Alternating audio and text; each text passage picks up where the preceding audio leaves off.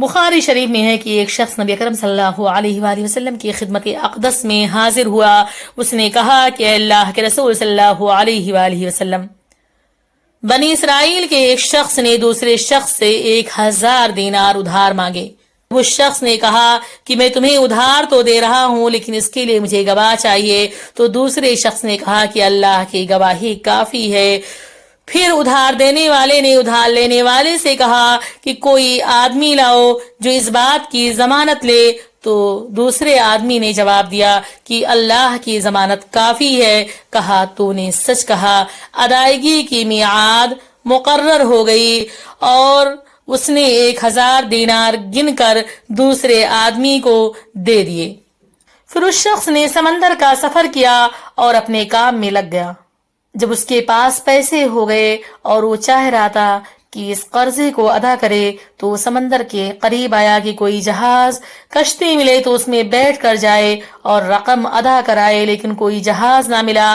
جب دیکھا کہ وہ وقت پر نہیں پہنچ سکتا تو اس نے ایک لکڑی لے لی اور بیچ میں سے کھوکھلی کر دی اور اس میں 1000 دینار رکھ دیے اور ایک پرچہ بھی رکھ دیا. پھر منہ بند کر دیا اور اللہ سے دعا کی کہ اے اللہ، تجھے خوب علم ہے کہ میں نے فلاں شخص سے 1000 دینار قرض لیے. اس نے مجھ سے ضمانت طلب کی، میں نے تجھے ضامن بنایا. اس پر وہ خوش ہو گیا.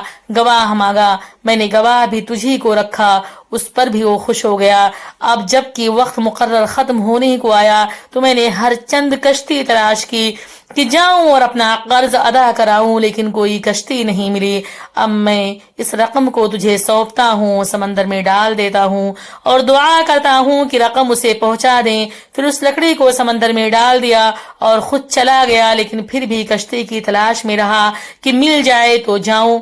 یہاں تو یہ ہوا وہاں جس شخص نے اسے قرض دیا، جب اس نے دیکھا کہ وقت پورا ہو گیا ہے اور آج اسے آ جانا چاہیے تھا تو وہ بھی دریا کے کنارے آ کھڑا ہوا کہ وہ آئے گا اور میری رقم مجھے دے گا یا کسی کے ہاتھ بھجوائے گا.